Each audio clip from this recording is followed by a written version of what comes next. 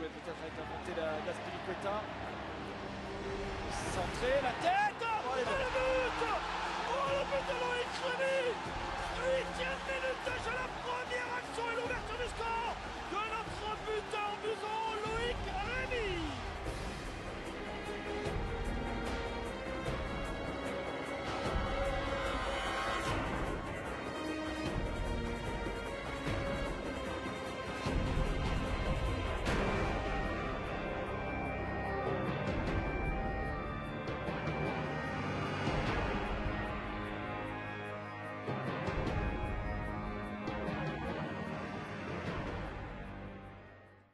Bonjour à toutes et à tous, bienvenue pour cette veille de match. Et oui, il est présent avec nous, notre buteur maison comme on l'appelle, c'est Loïc Rémy. Salut Loïc. Salut, bonsoir. Merci d'être avec nous pour cette première de veille de match pour cette saison 2012-2013.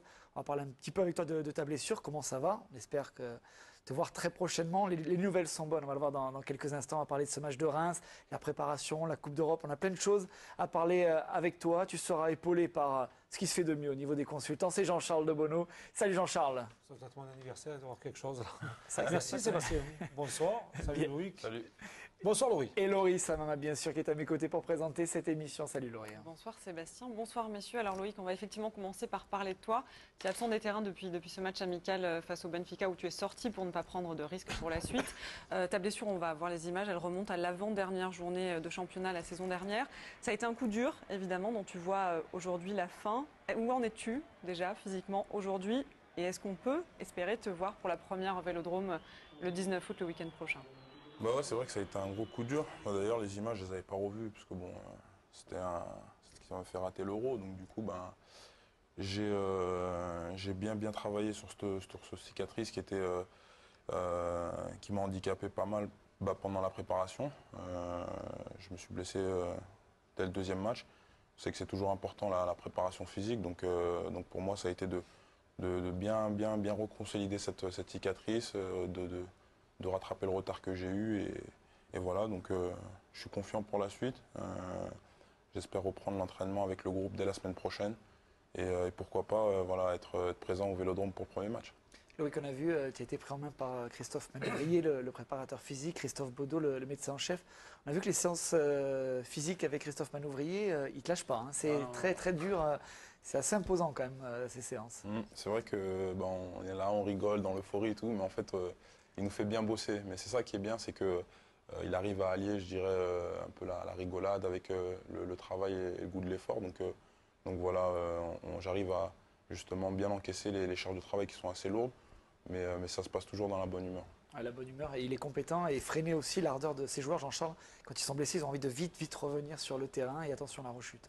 Justement, c'est ce que j'allais dire à Loïc. C'est vrai qu'on a le sentiment que tu mets peut-être un peu plus de temps à revenir et tu prends le temps pour bien être à 100% dès les premières rencontres, ne pas faire la faute comme tu as fait un petit peu la saison passée. Ouais, exact. Ouais. C'est vrai que cette année, même le médecin a préconisé de prendre vraiment mon temps pour pas faire une rechute parce que bon, après ça prendra bien plus de temps à revenir. Donc voilà, vraiment prendre le temps de bien faire les choses. Et puis bon, comme j'ai dit, c'est vrai qu'il y a beaucoup de matchs. Ça s'enchaîne aussi beaucoup, que ce soit avec les matchs avec le club ou en sélection. Donc vaut mieux être prêt physiquement et voilà, et pas retomber dans des blessures qui peuvent compliquer la saison.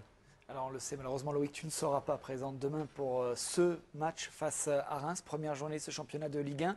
On va voir le groupe que va emmener Eli Bope pour cette première journée du championnat. Pas de Loïc Rémy, pas de Souleymane Diawara, pas de Letien Ndiaye, pas de Stéphane Mbia, ni de Morgan Amalfitano. Les deux joueurs sont suspendus pour cette rencontre. Présence de Omrani devant, Alexander Ndoumbu aussi, des jeunes avec Mango, avec Mbo, le milieu de terrain aussi avec Abdullah.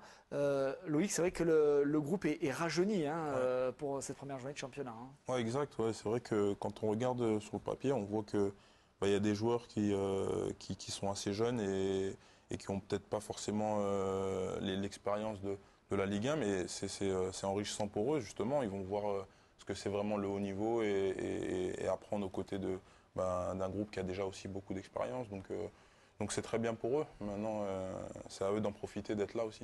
Alors en tout cas, les anciens et les nouveaux ont fait le travail en Ligue Europa. Victoire, qualification. Tu as suivi un petit peu ces deux rencontres et qu'est-ce que tu as Ouais, bien pensé sûr. de la performance de tes coéquipiers? Bah, bien sûr, le match aller, c'était un match assez compliqué, je pense, dans une atmosphère où il n'y avait pas énormément de supporters de notre côté. Donc forcément, il fallait s'en remettre qu'à nous. Je pense qu'ils ont fait le boulot là-bas. Et puis match retour, voilà, on a déroulé. On sent que l'équipe prend forme petit à petit, hein. Il y a beaucoup de confiance qui se dégage, je pense. Maintenant, voilà, faut garder ça tout au long de cette saison. Mais en tout cas, voilà, on a eu des très bonnes occasions. Voilà, on voit le but de Dédé qui en illustre parfaitement sur une action côté gauche. Donc voilà, c'est vraiment un groupe qui commence à prendre forme. Donc voilà. Une qualification et tirage au sort contre Sheriff Tiraspol, les Macédoniens. C'est a priori, messieurs, j'attends une réaction de votre part. C'est quand même plutôt favorable, Loïc, allez, on ne va pas se le cacher pour l'Olympique de Non, Marseille. bien sûr, on est en ballottage favorable. Maintenant, voilà, comme on sait que voilà, c'est des matchs qui vont être difficiles, je pense, notamment quand on va aller là-bas, parce que bon, c'est toujours délicat d'aller jouer dans ces pays-là. Maintenant, si on fait le boulot et on connaît nos qualités, il n'y aura pas de souci. Ouais, Jean-Charles, c'est des Moldaves, non des Macédoniens. Je ne sais pas pourquoi je voulais les amener en Macédoine, des Moldaves qui ont été sortis au deuxième tour préliminaire de la Ligue des Champions. À savoir que ce club, ça fait quand même 12 ans qu'ils sont champions d'affilée, donc c'est quand même pas un club à prendre à la légère. Hein. Oui, c'est vrai qu'on se rend compte, même si le championnat n'est pas très important là-bas, c'est quand même des joueurs qui arrivent avec une certaine expérience, qui font chaque année quasiment le tour préliminaire de la Champions League, qui retombent en Europa League derrière. Donc au fil des années, cette équipe-là monte en puissance et peut gravir des échelons, d'où l'intérêt de se méfier de cette équipe-là aussi. Alors Loïc, cette victoire, cette qualification de jeudi, elle met surtout l'équipe dans de bonnes conditions pour aborder effectivement la reprise du championnat. Bien démarrer, c'est l'important pour toi? Je pense que c'est primordial, parce que l'année dernière, on a vu qu'on a très mal démarré. Et au final, on a essayé de recoller les morceaux, mais ça ne suffisait pas. Donc cette année, je pense que le groupe a à cœur de très bien démarrer. Et puis je dirais, ça marque aussi le pas et de dire que on va commencer une année solide, une bonne saison. Donc le premier match, je pense qu'il est très important. Ouais. Eh bien, c'est aussi l'avis de ton coéquipier Mathieu Valbuena qui était en conférence de presse hier.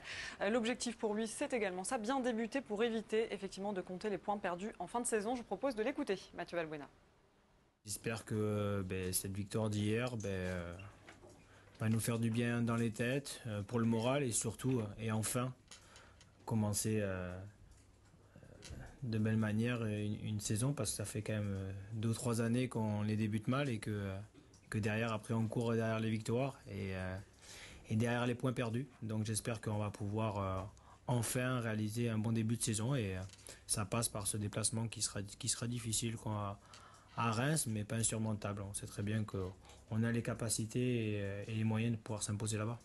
Oui, en étant sérieux, effectivement, on peut ramener les 3 points de la victoire. Alors l'OM est pointé du doigt parce qu'on ne recrute pas, hormis Florian Raspantino qui arrive de Ligue 2.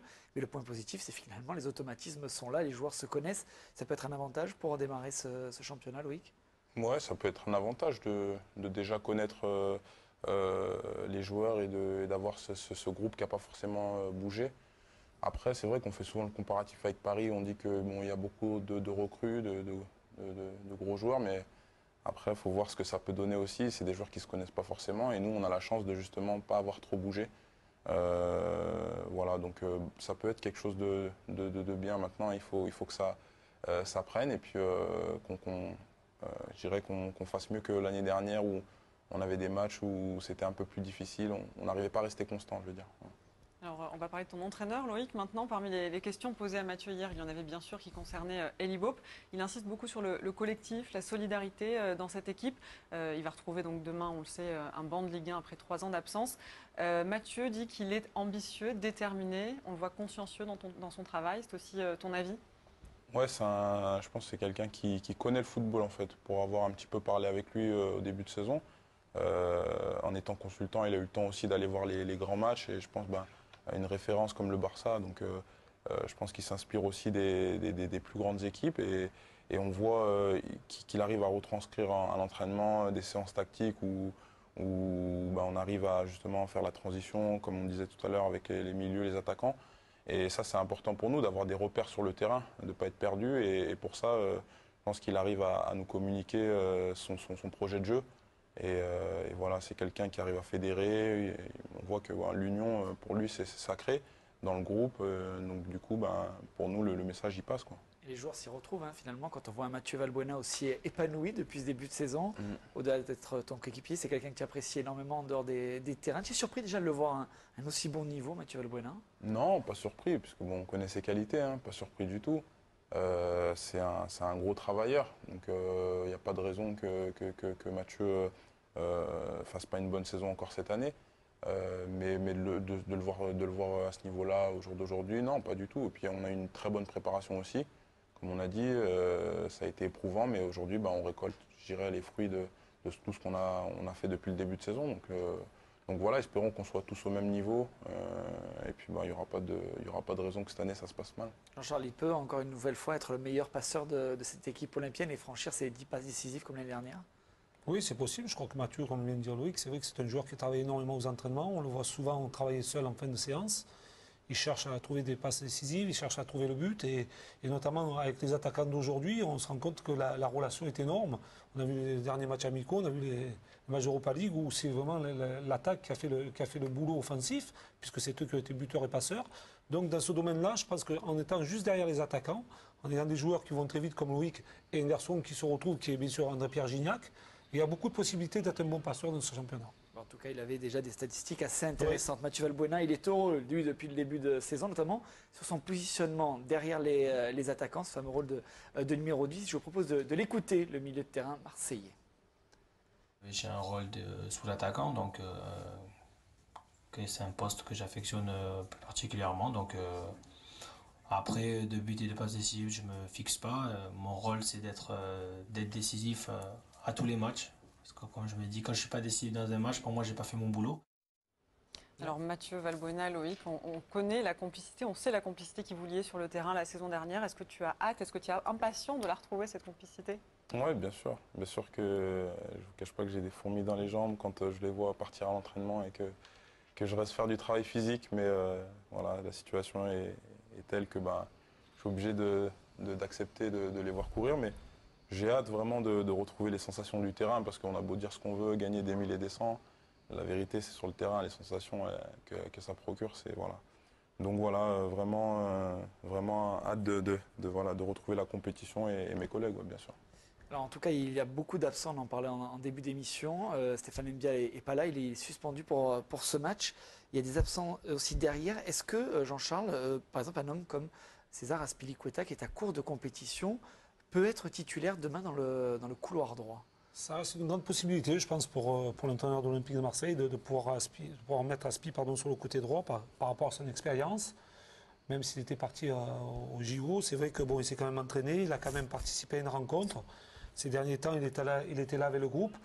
Je pense que c'est un atout et il y a une possibilité de le voir en tant que titulaire demain soir. Justement, Loïc, c'est un peu ton cas aussi d'être à court de compétition. Tu seras certainement là donc, le week-end prochain contre Sochaux. Comment est-ce qu'on le ressent malgré tout ça? Le fait d'être à court, mais bon, de vouloir être malgré tout à disposition et dans le groupe? C'est une question de volonté aussi, et de se plier aussi je dirais, d'entrer dans les rangs. On est un groupe, donc peu importe l'état de forme, peu importe... moi, demain, si on me dit va sur le terrain, je suis le premier à y aller. Donc c'est vrai, c'est pour le groupe qui fait ça. Et je pense que si demain Aspi est aligné, il n'y aura pas du tout de problème à ce niveau-là. Maintenant, il faut faire attention, il y a plein de paramètres qui rentrent en jeu, comme je dirais physiquement, il ne faut pas non plus cramer les joueurs. Et je pense que pour ça, les coachs sont là aussi pour ça. Alors, pour pallier ces absences, il y a la polyvalence de certains joueurs, à l'image de Rod Fanny, Jean-Charles, qui a été très bon face aux Turcs. On devrait normalement le voir dans l'axe, avec Nicolas Nkoulou, très convaincant, impressionnant, homme du match pour ce match retour face aux Turcs. Ouais, effectivement, c'est vrai que c'est vraiment le joueur qui monte en puissance depuis le début de la reprise. C'est un joueur qui s'est bien adapté sur le couloir droit, mais qui est capable aussi de jouer aux côtés de Nicolas Nkoulou. Donc d'où l'intérêt de faire revenir Aspi sur le côté droit. C'est un joueur qui donne cette confiance, qui a trouvé une grande sérénité cette saison. Alors, est-ce que c'est la confiance du nouveau coach? Est-ce que c'est peut-être d'avoir pris aussi une responsabilité un peu plus importante dans le groupe?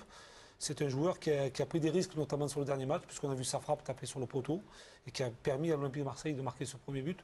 Je crois qu'il arrive aujourd'hui à trouver sa stabilité. C'est un joueur qui arrive à un âge mûr aussi dans le football et aujourd'hui se connaît beaucoup mieux. Loïc, une réaction justement à la performance de Rod, qui avait lui aussi connu des passages difficiles, et il a su s'imposer, force de caractère. Non, c'est sûr qu'en arrivant, c'est vrai que c'est toujours délicat, d'autant plus à Marseille. Je l'ai connu aussi, hein, des périodes un peu plus difficiles. Mais en tout cas, ouais, Rod, c'est très bien qu'il s'affirme autant. Comme Jean-Charles l'a dit, c'est un joueur qui a de l'expérience aussi. Donc pour ça, il n'y a pas de souci. Il a la chance aussi d'être polyvalent, c'est-à-dire de jouer à plusieurs postes. Donc du coup, ça peut être qu'un atout pour l'équipe. Donc forcément, s'il nous apporte en plus des actions qui nous font marquer, ça c'est la fin du monde. Alors on va le mettre attaquant bientôt. Lilian Thuram, ça y est, Ouais. il va nous faire. Quand on parle de polyvalence, messieurs, on pense aussi à Charles Caboret qui peut jouer latéral droit au milieu de terrain. Jean-Charles, selon toi, comment est-ce qu'il va être utilisé demain soir? Sincèrement, je pense que, enfin, si je mets un petit peu dans la peau de l'entraîneur, je pense qu'on a un arrière droit de métier qui est Aspi. Pourquoi déstabiliser un milieu de terrain qui ne fonctionne pas trop mal pour l'instant dans ce début de saison? C'est vrai qu'aux côtés de Charles Caboret avec Benoît Chéroux, c'est une stabilité, une sûreté, je veux dire, défensive.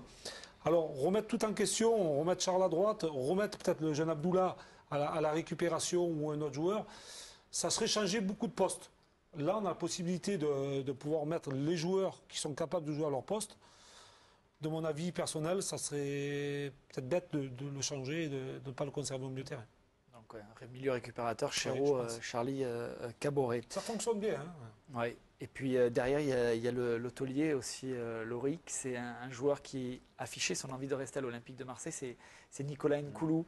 Il surprend. Enfin, toi, tu le côtoies tous les jours à l'entraînement, mais nous, avec les observateurs extérieurs, c'est vrai qu'on se dit il est jeune, il a très peu d'expérience à l'arrivée de Monaco. Il surprend quand même, hein, ce jeune joueur. Ouais, c'est un joueur qui, moi, c'est sa sérénité en fait qui est flagrante.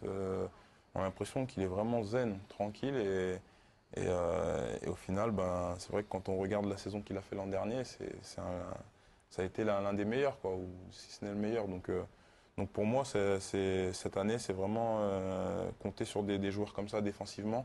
Et puis après, devant, on fera le travail. Mais quand on a des joueurs de cette qualité-là, c'est sûr que c'est tout de suite plus rassurant. Jean-Charles, il peut être le patron de la défense olympienne? Ah, pour moi, c'est le patron. C'est véritablement le joueur que l'Olympique de Marseille attend. C'est un grand joueur. Ça me rappelle les grands joueurs de Marius Trésor. C'est vrai que c'est un joueur, notamment quand on est attaquant, qu'on voit qu'il y a des duels des attaquants adverses face à Nicolas Nkoulou. Je crois qu'on est rassuré. C'est un joueur qui arrive à manœuvrer son équipe, qui arrive à la faire déplacer défensivement et qui arrive surtout à les replacer. Je crois qu'il arrive à bien à combler les situations. À un moment donné, quand il y a des délicatesses sur un côté, il coupe bien, il a cette intelligence.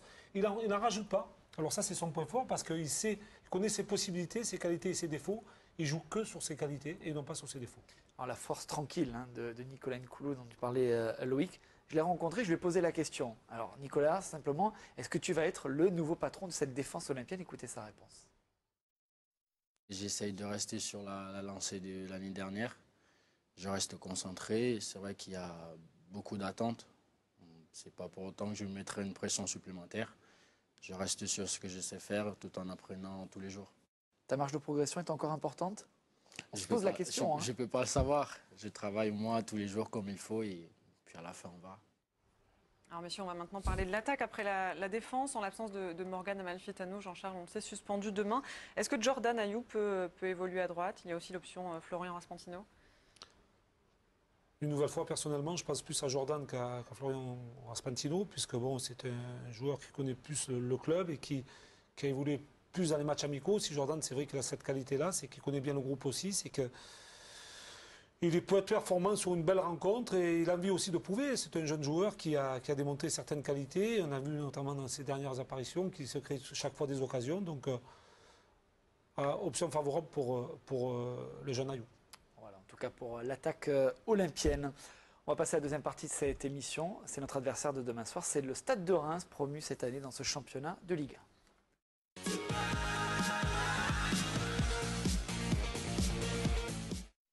Avant de laisser la parole à Laurie sur bien le Stade de Reims, club emblématique, une petite image, le stade Auguste Delaune. C'est plus le stade vétuste qu'on a connu d'antan, enfin que vous avez connu, mon cher Jean-Charles, je n'ai seulement que 23 ans. C'est un stade de 22 000 places que les joueurs marseillais vont découvrir. Un stade flambant neuf qui a été livré en 2009, il y a 2 ans. On dit que c'est un petit bijou. C'est bien pour le stade de Reims, justement, de retrouver ce stade Auguste Delaune. Alors Loïc, est-ce qu'il y a des noms qui te viennent, des personnalités ou des moments dans l'histoire de ce club qui n'avait plus évolué en Ligue 1 depuis 78-79? Je ne pense pas que tu étais né. Non, pas du tout, non. Franchement, je ne vais pas vous cacher, à part quelques joueurs que je connais, mais non. Sinon, je sais que Brest, à l'époque, c'était une grande équipe. Hein, je parle Il y a un petit bout de temps, mais je sais que c'était une grande équipe en championnat de France. Donc ils ont, et je ne sais pas s'ils n'ont pas un titre de champion de France. 6 fois champion de Ouais, France. donc bon, c'est pour Entre vous les dire. années Un 50 beau de palmarès, l'après-guerre ouais. jusqu'en 62, Voilà. après ils ont disparu. Ils ont quand malheureusement, même fait la finale de la Champions League aussi. de Ligue des Aussi. Champions. Ah oui, Oui, Ah de ouais, Ligue des donc, Champions. contre comme le Real quoi- Madrid. Comme quoi, c'était. Ah ouais, non, c'est Impressionnant, oui. Mm. Et bien, on va t'aider un petit peu. Parmi les personnalités, il y a le nom de Michel Hidalgo qui revient, que vous connaissez bien, que l'on connaît bien ici et que Sébastien a rencontré. Il a d'ailleurs remporté un titre de champion de France avec Reims. Michel, il se souvient pour nous de son passage dans ce club. On l'écoute.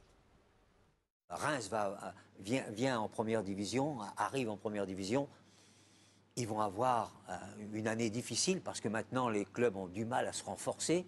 Et Reims, faut peut-être le dire, va simplement surtout éviter les 3 dernières places. Ils veulent rester en première division. Donc, pour l'ensemble et ceux qui connaissent bien le football, le retour de Reims après 33 ans en première division, c'est une belle image. Il va y avoir un engouement à Reims, au stade, mais en même temps, c'est une équipe qui n'a pas l'expérience de la première division. Donc, Marseille, l'OM a quand même les moyens, et l'équipe n'a pas beaucoup changé par rapport à l'année dernière, les moyens de jouer à 90%. Reims ne sait pas ce qu'ils peuvent faire déjà en première division. Donc, c'est un peu une inconnue, mais la qualité d'un match, la beauté d'un match, c'est quand il y a une inconnue. Reims, par son allant, peut remporter le match et Marseille, par son expérience, peut aussi aller gagner à Reims. Tout est possible de la part pour Michel Hidalgo. Reims qui est promu cette année. Louis, finalement, c'est quoi? C'est le collectif quand on voit cette équipe pour essayer de s'en sortir cette année, pour se maintenir? Ouais, c'est le collectif. Je pense c'est un groupe qui est sur une dynamique de montée, donc forcément il va falloir se méfier. Des joueurs, et je pense qu'ils vont se dire on n'a rien à perdre, on joue contre Marseille, leur premier match en plus à domicile, donc pour eux ça va être tout bénef, le public va être derrière. Comme je dis, ça fait un moment qu'ils n'ont pas accédé à la Ligue 1, donc là je pense que ça va être un match où il va falloir vraiment se méfier, mais voilà, comme je vous dis, c'est un match qui est à notre portée. Justement, Jean-Charles, Michel le disait, une équipe qui n'a pas l'expérience de la première division, de la Ligue 1, effectivement. Est-ce que pour toi c'est tout de même un promu qui peut se maintenir, qui en a les moyens? Mais ils ont la possibilité, comme ceux qui viennent de monter. C'est vrai que c'est une équipe qui a gardé quasiment le même effectif, à part quelques joueurs. Bon, ils ont perdu Fauré, qui était un super buteur. Mais c'est vrai qu'ils ont un groupe serein avec un gros public. Il faut savoir que c'est un public qui est très chaleureux, il vient beaucoup au stade. Et puis, bon, il y a cette dynamique de montée qui peut leur permettre aussi d'essayer de remporter des rencontres. Mais cette dynamique va peut-être aussi les faire déjouer à certains moments parce qu'ils sont dans une dynamique de deuxième division. Et en première division, il y a des absences et ça peut leur coûter cher. C'est vrai qu'à partir de ce moment-là, il y a beaucoup de méfiance et une inexpérience peut leur coûter cher. Eh bien, on va entendre l'entraîneur marseillais sur cette équipe de Reims. Il a travaillé avec la cellule de recrutement et il nous donne quelques petites indications sur le premier adversaire de l'Olympique de Marseille. L'adversaire, il est dans la dynamique de la montée. Il y a un enthousiasme réel, il y a des prises de risques. C'est quand un club de cette dimension, avec tout l'engouement qu'il y a autour, parce que il y a ce retour en Ligue 1 pour Reims qui est historique, enfin, qui a un passé aussi très fort dans l'histoire du foot. C'est un grand club qui aujourd'hui retrouve la Ligue 1, donc il y a évidemment un engouement, un enthousiasme autour de l'équipe, et même les joueurs de cette équipe sont dans cette dimension. Et le fait de recevoir l'Olympique de Marseille dès le premier match, ça accentue cette envie, ce surpassement, cette motivation. Il n'y a pas de calcul en ce moment de la saison chez eux. Donc pour nous, c'est sûr qu'il faut se préparer à une situation difficile là-bas. Alors Jean-Charles, on va rentrer dans le détail de cet effectif, peut-être avec un joueur à surveiller en particulier, c'est l'attaquant et international algérien Kamel Gilas, peut-être même le joueur clé de cet effectif. Il a fini deuxième meilleur buteur la saison dernière avec 14 réalisations.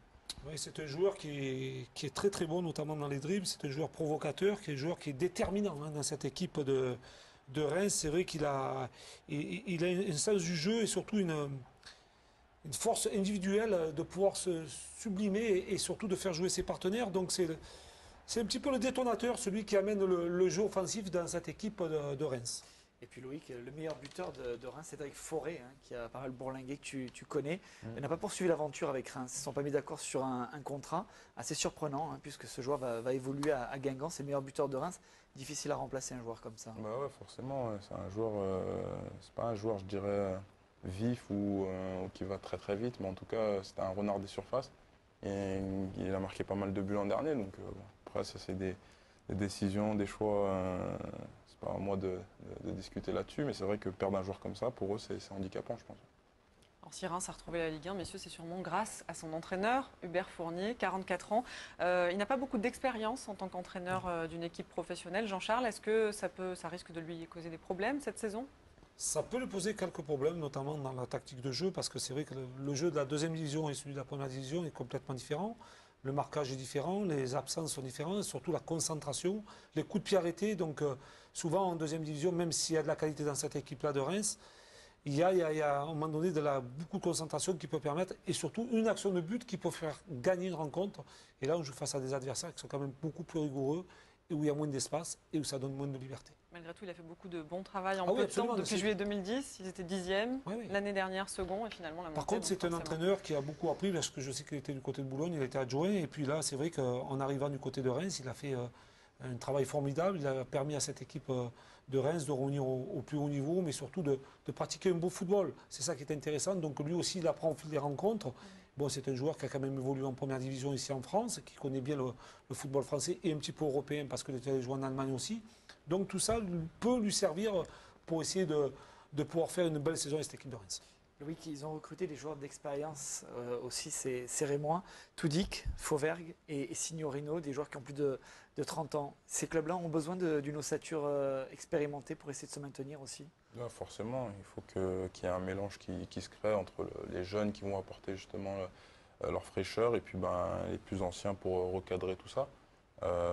Donc forcément, ouais, c'est des équipes qui cherchent justement un équilibre entre tout ça. Mais voilà, le recrutement a été bon quand même. Et voilà, comme je dis encore, il faudra faire le travail. Il ne faudra pas croire que c'est une partie de plaisir. Sinon, on part d'effet d'entrée. Ouais. Pas mal de départs, pas mal d'arrivées. Jean-Charles, on l'a dit, ils ont réussi à conserver Kamel Gilas. Est-ce que pour toi, aujourd'hui, Reims a un effectif solide pour affronter la Ligue 1? Ça, on le verra au fil des rencontres. C'est vrai que c'est un effectif assez réduit quand même, parce qu'ils ne sont pas très riches. Ils ont fait surtout avec quelques jeunes qui font partie quand même de cet effectif rémois. Et puis après, ils ont conservé leurs prêts. Donc ça aussi, c'est intéressant de savoir de conserver certains joueurs. On a vu Signorino qui arrivait, qui avait joué à Laval, qui a joué un petit peu en Espagne, comme vient de dire Sébastien. Gilas, qui était quand même un joueur important, qui a été prêté, qui ont conservé cette année. Toudic, qui a joué en D2 l'année dernière. Donc c'est une équipe quand même qui est assez compacte, mais qui a quelques faiblesses. Ça, on le sait aussi. Après, il va falloir savoir faire les choses proprement du côté de l'Olympique Marseille. On va écouter un autre joueur, Nicolas Nkoulou, justement, qui nous parle de cette équipe de Reims à 24 heures de ce match. Ouais, piège, parce que je pense que ils reviennent. Ils ont envie de montrer à leur public qu'ils sont là. Premier match à domicile. Je pense que ça ne va pas être facile. À nous d'aller imposer le rythme et montrer qu'on est au-dessus. On a pas mal amélioré ce qu'il fallait travailler. On va continuer de bosser dur et en espérant bien finir. Connaître un début difficile n'est pas la meilleure façon d'aborder les choses. On va essayer de rentrer de la plus belle des manières en gagnant à Reims. Et puis le reste, on verra. Ouais, le reste, on verra. Loïc, pour terminer cette émission, il reste 5 minutes. Ce premier match à Reims, est-ce que Marseille, malgré un recrutement avec un seul joueur qui est arrivé, est favori pour toi pour ce premier match? Oui, bien sûr qu'on est favori. On a le statut favori quand même pour toi. On a le statut favori. Après, c'est pour ça que c'est aussi, faut faire aussi attention de se dire que les cartes sont pas jetées et qu'il ne faut pas prendre cet adversaire trop à la légère. Mais voilà, on a un statut de favori, donc il faut l'assumer et il faut faire en sorte qu'on puisse revenir à la maison avec les 3 points et le sentiment du devoir accompli. Tu sens qu'il y a moins de pression quand même sur l'équipe à l'heure actuelle, du fait qu'on parle beaucoup de Paris, de Lille, de Montpellier, d'autres clubs finalement. Est-ce que Marseille ne travaille pas dans la sérénité, tranquillement, sans pression? Moi, on travaille bien. La pression, de toute façon, il y en aura toujours, mais on travaille bien. On ne s'est pas soucié du recrutement d'un tel et on a fait avec ce qu'on a. On a déjà beaucoup de qualité, donc ça ne nous enlève rien. Maintenant, c'est sûr que cette année, il y aura peut-être encore des changements d'ici la fin du mercato, mais en tout cas, on s'est préparé au mieux avec le groupe qu'on avait et pour faire la meilleure saison possible.